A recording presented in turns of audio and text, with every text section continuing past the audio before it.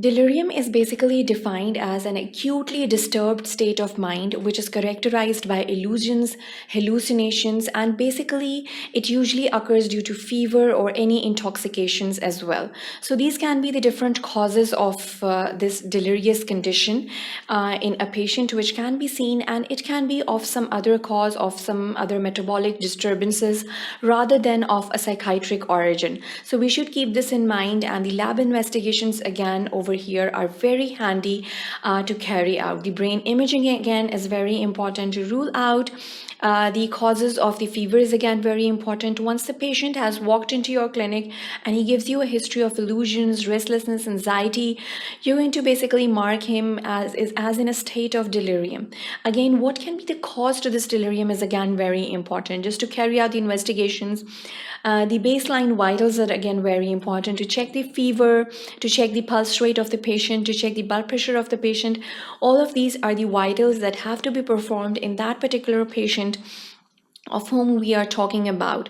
So again, the primary investigations, again, they are very important, and that includes basically the blood CBC, the TLC, the white cell count. All of these are going to relate towards any infectious disease or any intoxicated disease that the person may be suffering from. So all of these will be discussed over here, ranging from the definition along with the causative factors, along with the risk factors, and how can we basically manage such people who are suffering from delirium again.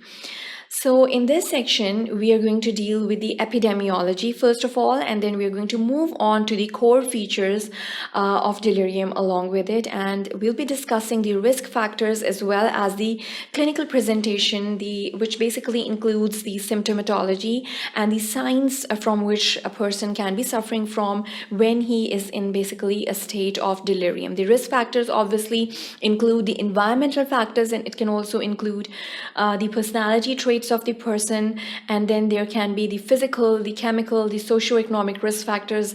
All of these groups of risk factors will be discussed in detail over here in this section.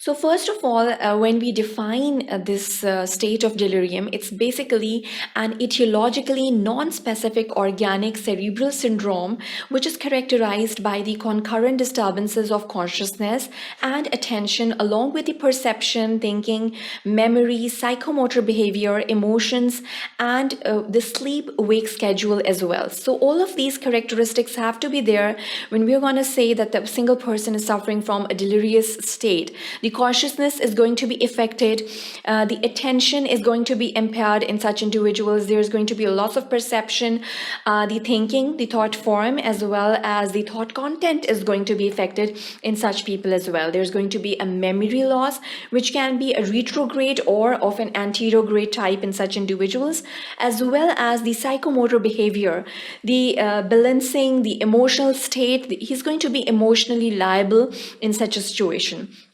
Along with that, the sleep is going to be of a disturbed pattern in such individuals.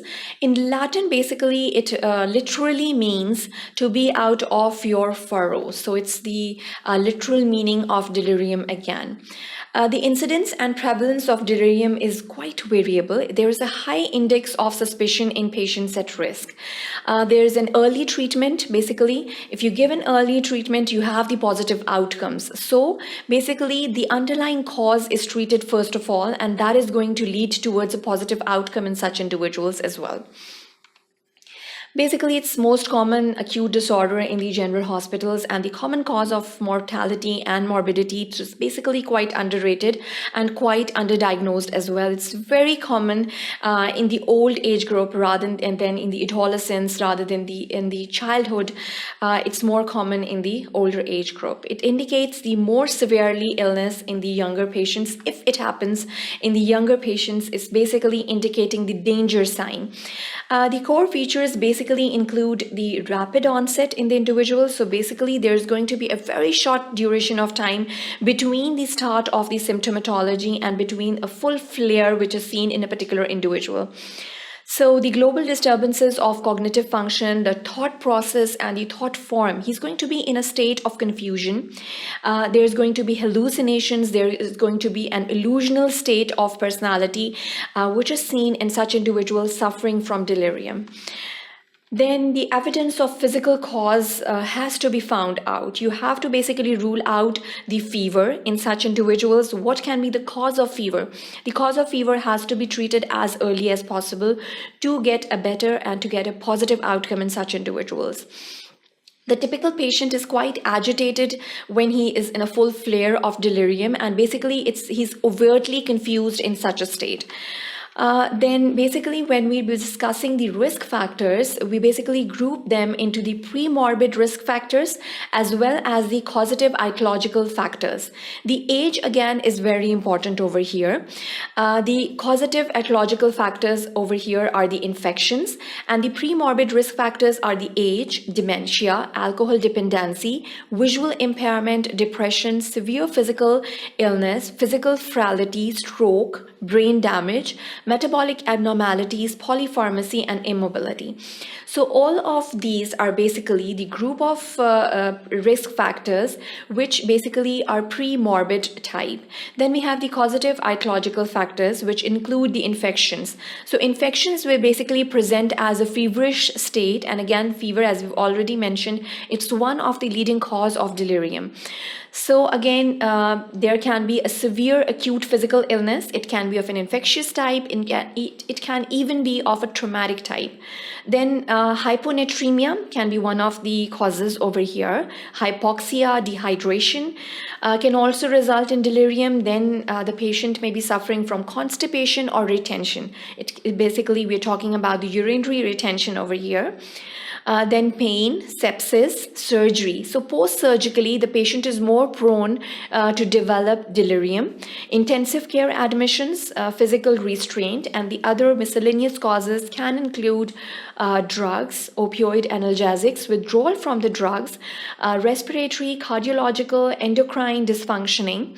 Then we can have the acute brain injury, which can be of an infectious type, neoplastic type, and even of it can result basically of a trauma. So neurological disorders can be there in such a state. When there is a brain injury, there is going to be some sort of neurological disorders also seen in such individuals. Then the clinical presentations or the clinical features, basically the patient walks in, and we've already discussed that he's going to be in a state of confusion. He's going to have the illusions and hallucinations. There's going to be an incoherence in his or her speech. So all of these symptomatologies are highlighted over here. The clinical features would include the disturbance of consciousness along with the global disturbance of cognitive functions as well.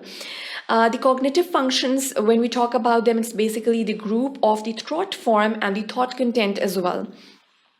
The attention is going to be of a short span, and then the memory is going to be affected. It can be retrograde as well as an anterograde amnesia, which is seen in such people who are suffering from delirium.